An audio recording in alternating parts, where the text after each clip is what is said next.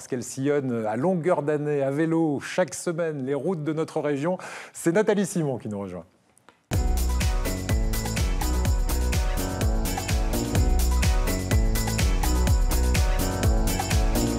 Bonjour Nathalie.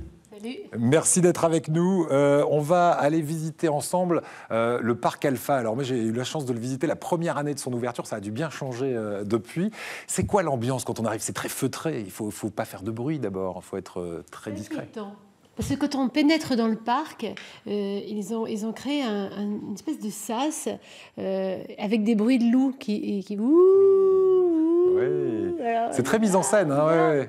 Ah bah oui, l'idée c'est quand même de nous faire un petit peu peur, c'est le frisson. Et puis après, ce qui est vraiment génial, je trouve, c'est qu'on comprend comment vivent les loups, puisque les loups là-bas sont en semi-liberté. Ils n'ont pas de contact réellement avec les humains, sauf avec leurs soigneurs.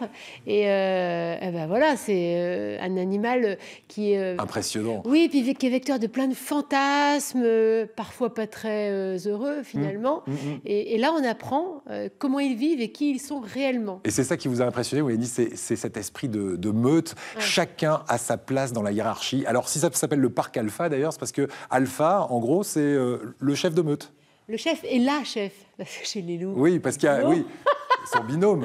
Il y a le mâle alpha, la femelle alpha. Ils sont en haut de la pyramide, hein, c'est comme ça. C'est eux qui sont les chefs, c'est eux qui font des enfants, qui mettent bas. D'ailleurs, la femelle alpha elle empêche les autres femelles ou d'être enceintes ou de mettre bas. Elle leur fait peur si elle est enceinte pour qu'elle avorte spontanément. Non, c'est un truc de dingue. Enfin, c'est un truc de loup, quoi, en quelque sorte. Des loups psychopathes. Non, pas psychopathes, parce qu'en fait, cette meute, elle est hiérarchisée de telle sorte que tout fonctionne. Il y a même un loup qui s'appelle le loup Oméga. Alors lui, il est un peu en bas de la hiérarchie.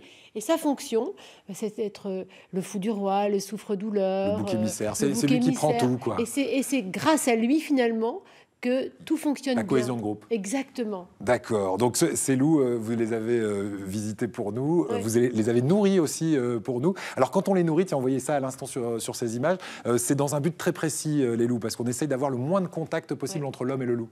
Exactement. Et ce que m'expliquaient les soigneurs, c'est qu'ils les nourrissent chaque jour en leur lançant des bouts de viande pour pouvoir les soigner. Parce que du coup, les loups acceptent cette, on peut dire, offrande finalement. Et quand ils sont blessés, quand il faut leur donner des médicaments, on les cache.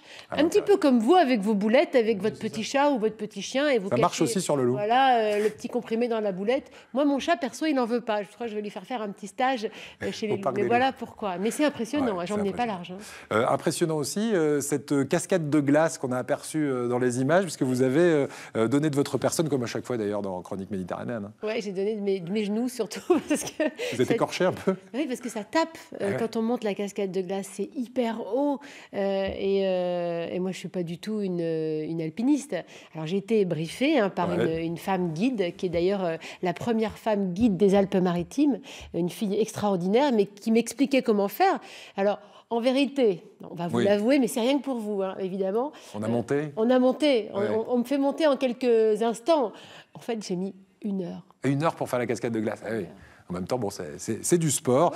Et puis après l'effort, il y aura le réconfort. J'ai vu un brasseur qui va vous faire goûter sa bière de montagne. Bio. Micro-brasseur bio. L'eau qu'il utilise, c'est l'eau de la rivière qui passe à côté. C'est au-dessus de Saint-Martin-de-Vésubie. C'est quoi? C'est à 1 heure de Nice. Hein. C'est dans le parc du Mercantour.